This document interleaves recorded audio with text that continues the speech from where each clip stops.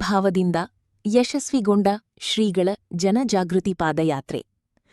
ಬಸವನಾಡು ವಿಜಯಪುರ ಜಿಲ್ಲೆಯ ಸುಕ್ಷೇತ್ರ ಬಬಲೇಶ್ವರ ಪಟ್ಟಣದಲ್ಲಿ ಶ್ರಾವಣ ಮಾಸದ ಪ್ರಯುಕ್ತ ತಪೋನಿಧಿ ಶ್ರೀ ಗುರುಪಾದೇಶ್ವರ ಸಂಸ್ಥಾನ ಬೃಹನ್ಮಠದ 184ನೆಯ ಗಣಾರಾಧನೆ ಹಾಗೂ ಶ್ರೀಗಳ ವಜ್ರ ಮಹೋತ್ಸವ ಮತ್ತು ಗುರುಪಟ್ಟಾಧಿಕಾರ ಮಹೋತ್ಸವದ ಅಂಗವಾಗಿ ಶ್ರೀ ಹನುಮಾನ ದೇವರು ನೆಲೆನಿಂತ ಸುಕ್ಷೇತ್ರ ಹಲಗಣಿ ಗ್ರಾಮದಲ್ಲಿ ಗುರುವಾರ ದಿನಾಂಕ 27/8/2026ರಂದು ಮುಂಜಾನೆ 6 ಗಂಟೆಗೆ ಬಹಳ ವ್ಯವಸ್ಥಿತವಾಗಿ ಆಯೋಜಿಸಲಾಗಿದ್ದ ಜನಜಾಗೃತಿ ಪಾದಯಾತ್ರೆಯು ಬಹಳ ಸಡಗರ ಸಂಭ್ರಮದಿಂದ ಯಶಸ್ವಿಗೊಂಡಿತು.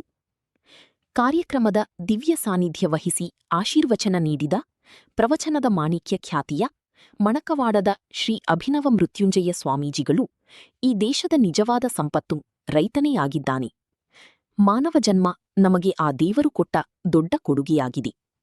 ಆದ್ದರಿಂದ ನಮ್ಮ ಜೀವನದಲ್ಲಿ ಆ ದೇವನ ಸೇವೆ ಮಾಡುತ್ತಾ ಕಷ್ಟದಲ್ಲಿರುವವರಿಗೆ ಸಹಕಾರಿಯಾಗುವುದರ ಮೂಲಕ ಈ ಮಾನವ ಜನ್ಮವನ್ನು ಸಾರ್ಥಕ ಮಾಡಿಕೊಳ್ಳಬೇಕಿದೆ ಎಂದು ಹೇಳಿದರು. ಮನಗೂಳಿ ಶ್ರೀಮಠದ ಸಂಗನಬಸವ ಸ್ವಾಮೀಜಿ ಆಶೀರ್ವಚನ ನೀಡಿದರು. ಪಟ್ಟಾಧಿಕಾರವನ್ನು ಸ್ವೀಕರಿಸಲಿರುವ ಶ್ರೀಮಠದ ಮಲ್ಲಿಕಾರ್ಜುನ ದೇವರು ತಮ್ಮ ಆಶೀರ್ವಚನದಲ್ಲಿ ನಮ್ಮ ಆರಾಧ್ಯ ಗುರುಗಳಾದ ಲಿಂಗೈಕ್ಯ ಶ್ರೀ ಶಾಂತವೀರ ಮಹಾಸ್ವಾಮಿಗಳು ಹಲಗಣಿ ಗ್ರಾಮವನ್ನು ತಾವು ಬರೆದ ತಮ್ಮ ಚರಿತ್ರೆಯಲ್ಲಿ ವಿವರಿಸಿದ್ದಾರೆ ಎಂದು ಹಲಗಣಿ ಗ್ರಾಮದ ಸ್ಥಳ ಮಹಿಮೆಯನ್ನು ವಿವರಿಸಿದರು. ಆಂಜನೇಯ ಸ್ವಾಮಿ ನೆಲೆಸಿದ ಈ ಹಲಗಣಿ ಗ್ರಾಮ ಭಕ್ತಿಯ ಗಣಿಯಾಗಿದೆ ಎಂದರು. ಗ್ರಾಮದ ಯುವ ಸಂಘಟನೆಗಳು ಹಿರಿಯರ ಮಾರ್ಗದರ್ಶನದಲ್ಲಿ ಗ್ರಾಮದ ಗಲ್ಲಿಗಳಲ್ಲಿ ಹೂವು, ತಳಿಲು, ತೋರಣಗಳಿಂದ ಶೃಂಗರಿಸಿ ದಾರಿಯುದ್ದಕ್ಕೂ ರಂಗೋಲಿ ಹಾಕಿ ಆಗಮಿಸಿದ ಎಲ್ಲ ಶ್ರೀಗಳನ್ನು ಬಹಳ ಅದ್ಭುತವಾಗಿ ಸ್ವಾಗತಿಸಿದ ದೃಶ್ಯ ಕಂಡುಬಂತು. ಗ್ರಾಮ ಪಂಚಾಯತಿಯ ಸರ್ವ ಸದಸ್ಯರು, ಗ್ರಾಮದ ಎಲ್ಲ ಗುರುಹಿರಿಯರು, ಮಾತೆಯರು ಪಾಲ್ಗೊಂಡು ಕಾರ್ಯಕ್ರಮವನ್ನು ಯಶಸ್ವಿಗೊಳಿಸಿದರು. ಕಾರ್ಯಕ್ರಮದ ಮುಂಚೆ ಗ್ರಾಮದ ಆರಾಧ್ಯ ದೇವರಾದ ಶ್ರೀ ಹನುಮಾನ ದೇವರ ಮತ್ತು ಸಂಗಮನಾಥ ಸಾಧುಮುತ್ಯ ಮತ್ತು ಚಂದ್ರವ್ವ ದೇವಿಯ ದರ್ಶನ ಪಡೆದ ಶ್ರೀಗಳು ಗ್ರಾಮದುದ್ದಕ್ಕೂ ಪಾದಯಾತ್ರೆಯ ಮೂಲಕ ಸಂಚರಿಸಿದರು. ವರದಿ ಸುರೇಶ್ ಜಾಮಗೌಡ. ಉಪಸಂಪಾದಕರು ಕರುನಾಡ ರತ್ನ. ಅಂತಾದು ಇವತ್ತಿನ ದಿವಸ ಬಬಲೇಶ್ವರ ಬೃಹನ್ ಮಠದಲ್ಲಿ ದಿನಾಲು ನಿತ್ಯ ದಾಸೋಗ 8,000 ಜನ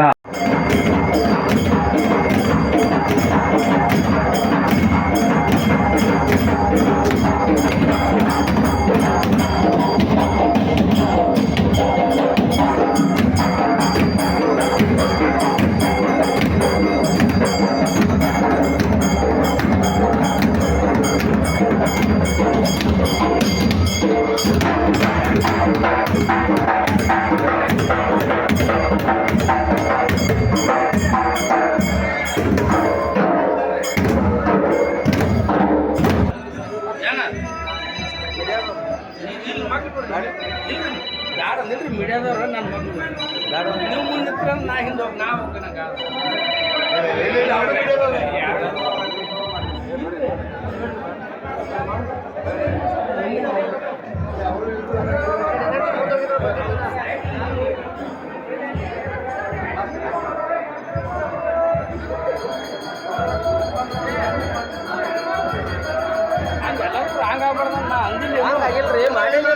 ಹನುಮಪ್ಪನ ಬಿರಿಯಾನಿ ಕರೆಕ್ಟ್ ಮಾಡೇನ್ರಿ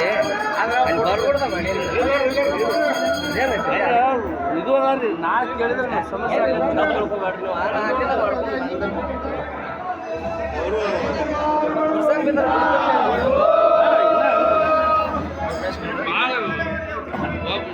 ನಮ್ಮ ಸಾಲ್ಪದವ್ರು ಆಗತ್ತಾರು ಹಿರಿಯಾರು ಬಂದು ಹೇಳ್ತಾರೆ.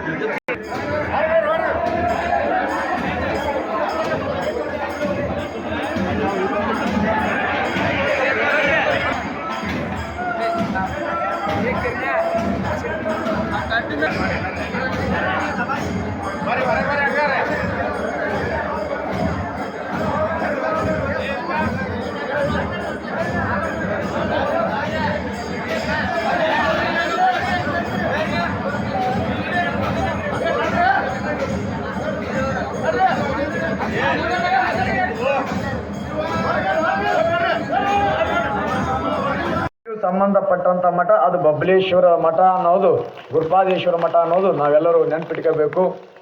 ಅದಕ್ಕಾಗಿ ಈ ಒಂದು ಪಟ್ಟಾಧಿಕಾರ ವಜ್ರ ಮಹೋತ್ಸವ ಇದು ಬರೇ ನಮ್ಮ ಬಬಲೇಶ್ವರಕ್ಕೆ ಸೀಮಿತ ಆಗಬಾರ್ದು. ನಮ್ಮ ಶಾಂತಿವೀರಪ್ಪವರು ಈ ಒಂದು ಹಲಗಣಿ ಗ್ರಾಮಕ್ಕೆ ಮತ್ತು ನಮ್ಮ ಶಾಂತಿವೀರಪ್ಪರ ಬಬಲೇಶ್ವರ ಮಠಕ್ಕೆ ಭಾಳ ಅನ್ಯೋನ್ಯವಾದಂಥ ಸಂಬಂಧ ಐತಿ. ಅದಕ್ಕಾಗಿ ನಾವೇನು ಮಾಡಿದ್ವಿ ಅಂತ ಅಂದ್ರೆ ಬರೀ ಪಟ್ಟಾಧಿಕಾರ ಗಣಾರಾಧನೆ ವಜ್ರ ಮಹೋತ್ಸವ ಬರೀ ಅಲ್ಲಿಗೆ ಸೀಮಿತ ಆಗಬಾರ್ದು.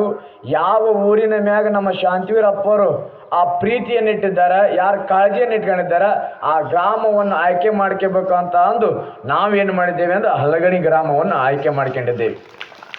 80 ಹಳ್ಳಿ ನಮ್ಮ ಮಠದ ಶಿಶುಮಕ್ಕಳ ಗ್ರಾಮಗಳು ಅದಾವ.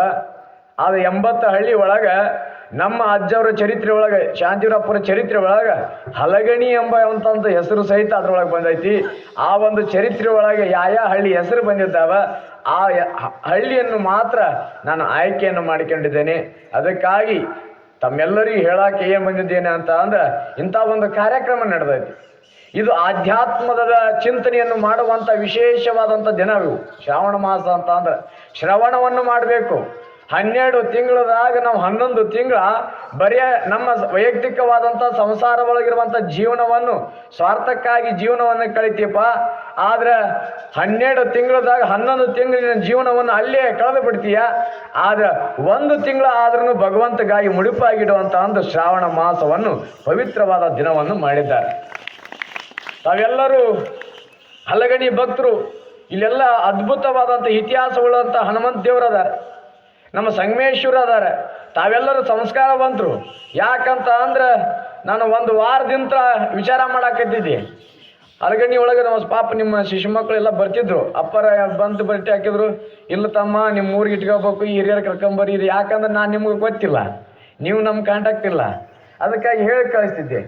ಯಾಕಂದ್ರೆ ಇಂಥ ಇತಿಹಾಸವುಳ್ಳಂಥ ಮಠ ಈ ಗ್ರಾಮ ಮತ್ತು ಇಲ್ಲಿ ಶಾಂತಿವೀರಪ್ಪವರು ಈ ಗ್ರಾಮಕ್ಕೆ ಬಂದು ಸುಮ್ಮನೆ ಹೋಗಿಲ್ಲ. ಇಲ್ಲಿ ಯಾವ ಸಮಾಜದೊಳಗೆ ಶಿಕ್ಷಣದಿಂದ ನಾವೆಲ್ಲರೂ ಹಿನ್ನಡೆ ಆಗಿತ್ತು ಅಂತ ನಮ್ಮ ನನ್ನ ನಂಬಿದಂಥ ಭಕ್ತರ ಮಕ್ಕಳು, ರೈತರ ಮಕ್ಕಳು ಶಿಕ್ಷಣದಿಂದ ವಂಚನೆ ಆಗಬಾರ್ದಂತ ಮೊಟ್ಟ ಮೊದಲಿಗೆ ಶಿಕ್ಷಣಕ್ಕೆ ಸಂಸ್ಥೆಯನ್ನು ಕಟ್ಟಿಸಿ ಗೋರ್ಮೆಂಟ್ ಶಾಲೆಗೆ ಸಹಾಯ ಮಾಡಿದವರು ಶಾಂತಿವೀರಪ್ಪ ಅವರು. ಇಂಥ ಒಂದು ಊರಿನೊಳಗೆ ಒಂದು ಸ್ವಲ್ಪ ಪರಮ ಪೂಜರು ಇಲ್ಲೆಲ್ಲ ಬಂದಿದ್ದಾರೆ. ನೀವಾಗೆ ಹೋಗಿ ಕರ್ಕೊಂಬರಕ್ಕೆ ಹೋದ್ರಿ ಅಂತಂದ್ರೆ ಅಜ್ಜರಂತೂ ಸಿಗಕ್ಕೆ ಸಾಧ್ಯ ಇಲ್ಲ. ಆದರೆ ನನ್ನೊಂದು ಆಸೆ ಐತಿ, ಏನು ಇಟ್ಕೊಂಡು ಬಂದಿ ಅಂತ ಇಂಥ ಪವಿತ್ರವಾದಂಥ ಶ್ರಾವಣ ಮಾಸದೊಳಗೆ ನಮ್ಮ ಊರೊಳಗೆ ನಡೆಯಾಕತ್ತೈತಿ, ನಮ್ಮ ಪಟ್ಟಾಧಿಕಾರ ನಡೆಯಾಕತ್ತೈತಿ. ಆದರೆ ನಾವೊಂದು ಸಂಕಲ್ಪ ಮಾಡ್ಕೊಂಡೆ ನಮ್ಮ ಶಾಂತಿವೀರಪ್ಪನನ್ನು ನಂಬಿದಂಥ ಹಳ್ಳಿಗಳಿಗೆ ಹೋಗಿ ನಾನಾಗೆ ಖುದ್ದು ಹೋಗಿ ಅಪ್ಪುಗಳನ್ನು ಎಲ್ಲರನ್ನು ಕರ್ಕೊಂಡು ಹೋಗಿ ನಿಮ್ಗೆ 4 ಹಿತವಚನವನ್ನು ಉಪದೇಶನ ಮಾಡಿಸಿ ನಿಮ್ಗೆ ನಾವೇನು ಮಾಡಾಕತ್ತೇವೆ ಅಂತ ಭಿನ್ನ ಮಾಡಿಕೊಂಡು ನಮ್ಮ ಕಾರ್ಯಕ್ರಮಕ್ಕೆ ಬರ್ರಿ ಅಂತಂದು ಇಲ್ಲಿ ಕರೆಯಾಕೆ ಬಂದಿದ್ದೇವೆ. ದೊಡ್ಡ ಕೆಲಸ ಎಂತಂದ್ರೆ ಈ ನಾಡಿನೊಳಗೆ ಭಾಳ ಚಲೋ ವ್ಯಕ್ತಿಗೆ ದೊಡ್ಡ ವ್ಯಕ್ತಿ ಅಂತ ಯಾರಿಗೆ ಕರೀತಾರೆ? ಲ್ಯಾಂಡ್ ಲಾರ್ಡ್ ಅಂತಾರ. ರೈತರಿಗೆ ಏನಂತಾರ? ಲ್ಯಾಂಡ್ ಲಾರ್ಡ್ ಅಂತಾರ. ಅವ್ರಿಗೆ ಲ್ಯಾಂಡ್ ಲಾರ್ಡ್ ಅಂತ ರೈತರಿಗೆ ಯಾಕೆ ಕರೀತಾರ ಅಂತಂದ್ರೆ, ನಿಮಗೆ ಗೊತ್ತಿರಲಿ, ನಮ್ಮ ಹೆಸರಿನೊಳಗೆ ಪೆಟ್ರೋಲ್ ಬಂಕ್ ಇದ್ರೆ, ನಮ್ಮ ಹೆಸರಿನೊಳಗೆ ದೊಡ್ಡ ದೊಡ್ಡ ಕಟ್ಟಡ ಇದ್ರೆ, ಮತ್ತು ಯಾವ್ದಾರ ಬಿಸ್ನೆಸ್ ಇದ್ರೆ ನಮಗೆ ಲ್ಯಾಂಡ್ ಲಾರ್ಡ್ ಅನ್ನಂಗಿಲ್ಲ. ನಮ್ಮ ಹೆಸರಿನಾಗ ಉತ್ತಾರದಾಗ 10 ಗುಂಟೆ ಏನಾದರೂ ಹೊಲ ಇದ್ರೆ ಅವನಿಗೆ ಲ್ಯಾಂಡ್ ಲಾರ್ಡ್ ಅಂತ ತಿಳ್ಕೊಂಡು ಕರೀತಾರೆ.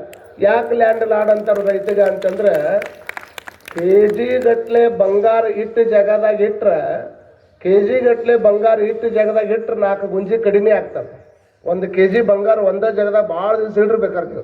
ಒಂದು 4 ಗುಂಜಿನಾರ ಇಟ್ಟಲ್ಲಿ ಇಟ್ಟಿದ್ದಕ್ಕೆ ಕರಿಗೆ ಹೋಗಿಬಿಡ್ತದೆ. 1 KG ಬಂಗಾರ ಇಟ್ಟಲ್ಲೇ ಇಟ್ಟರೆ ಅದು ಕರಿಗೆ 4 ಗುಂಜಿ ಕಡಿಮೆ ಆಗ್ತದೆ. ಆದರೆ ರೈತನ ಹೊಲದೊಳಗೆ ಹೋಗಿ 4 ಬೀಜ ಇಟ್ಟರೆ 4 ತಿಂಗಳಿಗೆ 4 ಕ್ವಿಂಟಲ್ ಕಾಳು ಕೊಡುವಂಥ ದೊಡ್ಡ ತಾಕತ್ತ ರೈತನ ಭೂಮಿಯಾಗ ಐತೆ ಅನ್ನುವಂಥದ್ದನ್ನು ಅರ್ಥ ಮಾಡ್ಕೋಬೇಕು ನಾವೆಲ್ಲ. ಆ ಹಿನ್ನೆಲೆಯಲ್ಲಿ ನಿಮ್ಮ ಮನೆಯಾಗಿರ್ತಕ್ಕಂಥ ಒಬ್ಬ ಮಗಳನ್ನು ಬೇರೆದರ ಮನೆಗೆ ಕಳಿಸ್ಬೇಕಾದ್ರೆ ಇಷ್ಟೆಲ್ಲ ವಿಚಾರ ಮಾಡ್ತೀರಿ ಅನ್ನೋದಾದ್ರೆ ಪರಮಾತ್ಮ ಎಷ್ಟು ವಿಚಾರ ಮಾಡಿರಬೇಕು? ನನ್ನ ಮಕ್ಕಳು ಬದುಕೋದಕ್ಕಾಗಿ ಸುಂದರವಾಗಿರುವಂಥ ನೀರು ಬೇಕು, ಗಾಳಿ ಬೇಕು, ಬೆಳಕ ಬೇಕು, ಇದು ಭೂಮಿ ಬೇಕು. ಇಷ್ಟೆಲ್ಲ ತಯಾರು ಮಾಡಿಟ್ಟು ನನ್ನ ಚಂದ ಬದುಕು ಬಾ ಅಂತ ತಿಳ್ಕೊಂಡು ಇಲ್ಲಿ ತಂದು ಬಿಟ್ಟಾನಂದ್ರೆ ಈ ಬದುಕು ಸಾರ್ಥಕತೆ ಆಗಬೇಕು ಆಗಬಾರ್ದು? ಈ ಜಗತ್ತಿನೊಳಗೆ ಎಲ್ಲ ಪ್ರಾಣಿಗಳು ಹುಟ್ಟದಂಗೆ ನಾವು ಹುಟ್ಟೀವಿ. ನಾವು ಅವ್ರಂಗನ ಬದುಕಾಕತ್ತಿದ್ರೆ ಅಂತಂದ್ರೆ ಪ್ರಾಣಿಗೂ ನಮಗೂ ಇರುವಂಥ ವ್ಯತ್ಯಾಸಗಳೇನು? ಪ್ರಾಣಿಗಳು ಚಂದ ಬದುಕಾಕತ್ತಾವ, ಮನುಷ್ಯ ಅದಕ್ಕಿಂತ ಅತೀತ ಬದುಕಾಕತ್ತಾನಂದ್ರೆ ಇರ್ಲಿಲ್ಲ. ನಿಮಗೆ ಗೊತ್ತಿರಲಿ, ಆ ಕನ್ನಡ ಶಾಲೆ ಹುಡುಗರು ಡಿಮಾಂಡ್ ಭಾರಿ ಇರ್ತಾವ. ನಿಮ್ಗೆ ಗೊತ್ತಿಲ್ಲ, ಎಲ್ಲಿ ಹೋದ್ರೆ ಇಟ್ಟು ಮಾಡೋರು ಅವ್ರ ಡಿಮಾಂಡ್ ಇಷ್ಟು ಚಂದ ಇರ್ತಾವ ಅಂದ್ರೆ, ನಮ್ಮ ಮಠದ ಮುಂದೆ ಒಂದು ಕಾನ್ವೆಂಟ್ ಐತಿ. ಆ ಕಾನ್ವೆಂಟ್ ಶಾಲೆ ಹುಡುಗರು ಭಾರಿ ಚಂದ ಇರ್ತಾವ ಕಾನ್ವೆಂಟ್ನಾಗ. ಮತ್ತು ಇದು ಈ ಜಗತ್ತಿನೊಳಗೆ ಇತಿಹಾಸ ನಿರ್ಮಾಣ ಆಗ್ಯಾವ ಅಂತಂದ್ರೆ ಅವು ಕನ್ನಡ ಶಾಲೆ ಹುಡುಗರಿಂದನೇ ಆಗ್ಯಾವ. ಮತ್ತು ಅದನ್ನು ಈಗ ಹೊಡಿಬೋದು ಚಪ್ಪಾಡಿ, ಈಗೇನು ತೊಂದ್ರೆ ಇಲ್ಲ.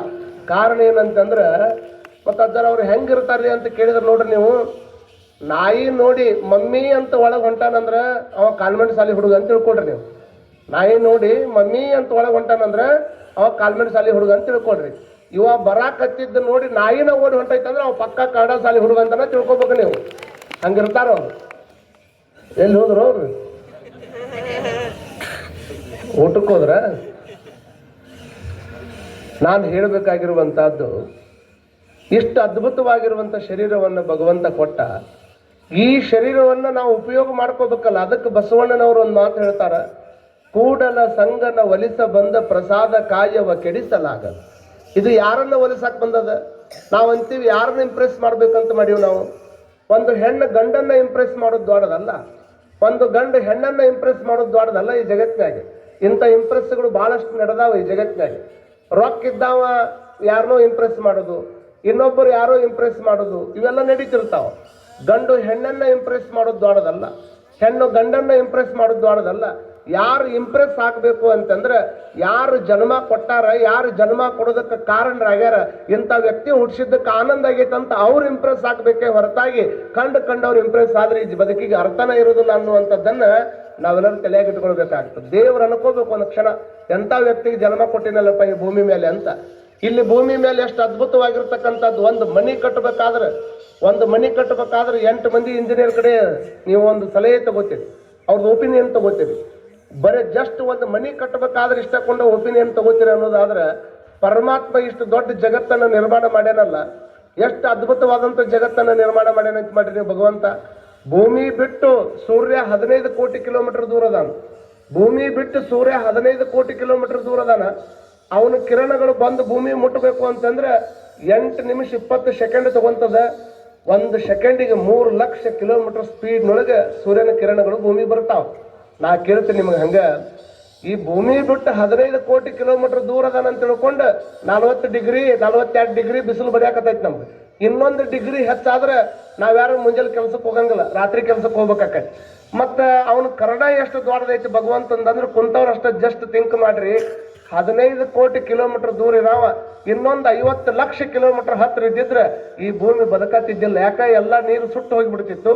ನೀರು ಸುಟ್ಟು ಹೋಯ್ತು ಅಂತಂದ್ರೆ ಯಾವ ಜೀವ ಜಗತ್ತರು ಬದುಕ್ತಾ ಇರಲಿಲ್ಲ. ನನ್ನ ಮಕ್ಕಳು ಬದುಕಬೇಕಾದ್ರೆ ಇಷ್ಟ ಮೆಜರ್ಮೆಂಟ್ನಾಗ ಇಟ್ರಿ ಭೂಮಿ ಬದುಕ್ತೈತೆ ಅಂತ ತಿಳ್ಕೊಂಡು ಕರ್ಣ ತೋರಿ ಅಷ್ಟು ದೂರ ಇಟ್ಟು ನಮ್ಮನ್ನು ಬದುಕಿಸುವಂಗೆ ಮಾಡ್ಯಾನಂದ್ರೆ ಆ ಪರಮಾತ್ಮಗೆ ಒಂದು ಧನ್ಯವಾದವನ್ನು ಹೇಳಬೇಕನ್ನುವಂಥ ಕಾರಣವನ್ನು ತಿಳಿಸಾಕ್ ಬಂದವ್ರಿಗೆ.